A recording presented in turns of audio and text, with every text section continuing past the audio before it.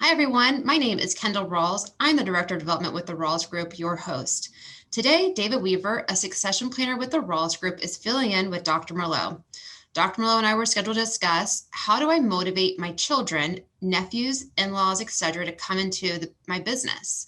But Dr. Merlot seems to be MIA again. Thankfully, David had some free time in his schedule, and many have wondered, who is Dr. Merlot? So David, let's get a big question out of the way. Are you Dr. Merlot? Am I Dr. Merlot? I'm reminded of the British television series Top Gear. It's a show about cars where they talk about them, they test them, they drive them. And they have one of the participants is this nondescript, ostensibly professional racing driver. And he's clothed in white to keep him anonymous. White boots, white racing suit, white gloves, white helmet, no logos or anything. And the face shield is always closed and reflective, so you never know who he or she is. But what we do know is that the Stig, as he's known, can thrash a car around the track faster than anybody else, which is why they use him. He's the best at what he does. He's an expert, which reminds me a bit of Dr. Merlot. He keeps mostly to himself until he feels the need to show us a thing or two about succession planning. And I've found that it pays to read his words, both for his wit and his wisdom. And with that said, I do share the good doctor's passion for succession planning and a fine Merlot. So I assume you're aware Dr. Merlot has been on a big writing spree again, and he is publishing a broad diversity of responses to questions presented to him by family business owners. I've been trying to reach him to discuss his writing, but he has been unresponsive. So could I ask you to read and comment on some of those excerpts? Absolutely, I'd be honored. But given that we're having this conversation during the morning, I'll skip the glass of Merlot in favor of a spalt of tea. Great. In front of you, you should see the answer to the question, how do I motivate my children, nephews, in-laws, etc., to come into my business? Go ahead when ready, and please offer any insights from your experience working with business owners. Sure. How do I motivate my children and potentially other family members to come into the business? Dr. Merlot responds, your behavior and attitude towards the business acts as role model behavior for your family. Therefore, speaking and showing positive feelings regarding the business is the best way to motivate family to join. Express how much you enjoy it, the exciting and wonderful career opportunities and prospects for growth. Expose your family to managers, employees, vendors, and industry colleagues who feel the same way. Excitement breeds excitement. So be a role model for enthusiasm and speak well of everything you do, everyone you work with, and the experiences you have. That's a great response, and I'll elaborate on just one of those points, which is that behaviors and attitudes do extend beyond the business. As a role model, I think the first thing that children notice about us, both as a parent and a leader, is the way we treat people. We could go into great depth, of course, about behavioral and leadership traits and how those affect people's commitment, their loyalty, their performance, other aspects. But I think when considering whether to join the family business, our kids look first at how we treat people.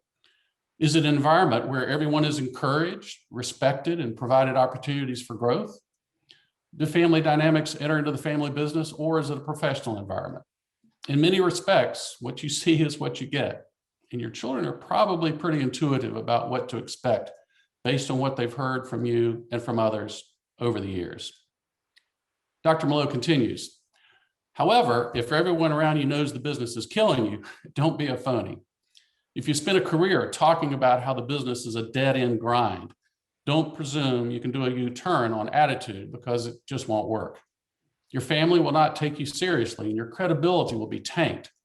In this type of situation, genuinely express how the business did not work for you because of your personality or a love of some other vocation.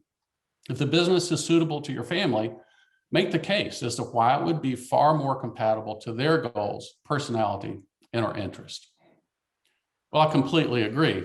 Just because a business or industry causes you headaches, or you simply burned out after pouring your heart and soul into the business over many long years, don't necessarily mean it wouldn't be a great fit for the next generation. I mean, look at e-commerce and digital marketing, for example. Those of my generation may easily be intimidated and frustrated by the way buyers already appear to know everything about a product, for example, and just want to haggle on price, or that they're just as comfortable or even more comfortable transacting business over the internet, bypassing that wonderful culture and friendly environment you built within your brick and mortar establishment. Well, the next generation grew up in this environment, and for the most part, this model probably fits within their comfort zone. They may absolutely thrive in business, building it even further, utilizing new marketing techniques and building digital experiences. Oh, and that culture you work so hard on, it'll continue to serve you, your managers and employees, to allow them to work in an environment that encourages them to continue to provide excellent products, excel at customer service, and find a way to continue to make your customers feel welcome and well served in whatever manner they wish to transact business. So just because you may not enjoy the business like you once did, don't count out the next generation. They may do things differently, but they may also grow your business well beyond your wildest expectations. And one more point, if I may, this business, your business, isn't for everyone. Your child may be gifted in other areas, and the worst thing I can think of would be to guilt them into working in your business if it doesn't align with their gifts, talents, and passion. Prepare them well, allow them to gain experience elsewhere, and then offer them the opportunity to join you. If they take you up on it, it could be the continuation of a legacy. But if they don't, let them pursue their own dreams. Sometimes just being a parent is reward enough without bringing the challenges of business into the family relationship. Thank you, David. Dr. Merlot is not here, but I know you do. I'm really proud. Thank you, Kendall. Thanks for the opportunity to share his wisdom and share just a little bit of my experiences. Do you have a question you want answered by an expert? Feel free to reach out directly to Dr. Merlot or David Weaver at the email addresses listed on the screen. Continue listening to this series now or come back for more. Each topic featured may want you to learn something new.